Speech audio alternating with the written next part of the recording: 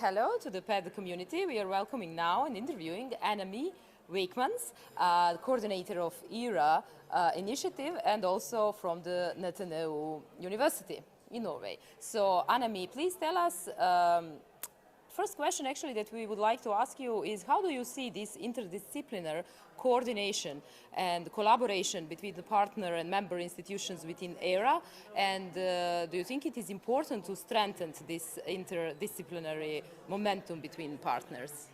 Thank you. That's a complicated question. I'll try to answer. So within the joint program on smart cities, we see that we have a lot of different disciplines there.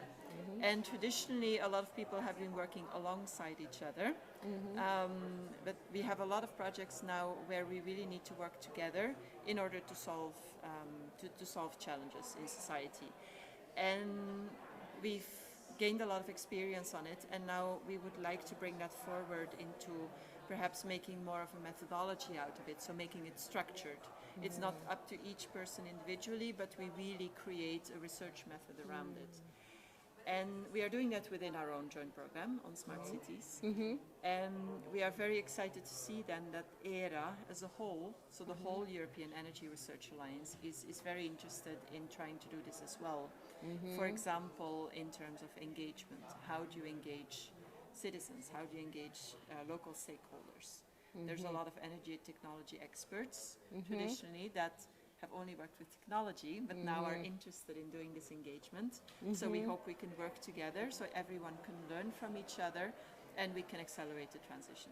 Exactly. So you are also, let's say, working in developing this scientific language, which will be understandable to the broad audience that are actually the end, of course, let's say, users of the whole framework.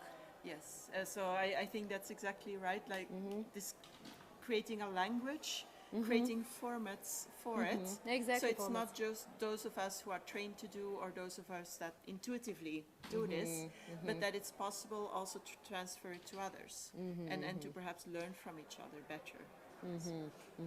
So what would you then would say maybe that are the most innovative initiatives around smart cities and their, let's say, programs and PEDs? Well, I think there's still a lot of work that needs to be done within positive energy districts, of course, and smart cities. I think it's a very interesting challenge to try to open that up towards then the inclusive, the beautiful, the sustainable, so typically new European Bauhaus type of idea. So it's no longer only about getting the technology to advance or even to integrating it with social, cultural elements, but how do you not just do this locally, physically within one example, maybe a neighborhood or a city that was already ready to do this, but how again do you create a format or a series of formats, a culture around it, a whole toolbox of methods that other people can use as well. So that is what we are trying to do, and then it's great to see that. So there's so many researchers and practitioners here that are willing to work together on this. Also with the cost section, etc. So yes, that's exciting.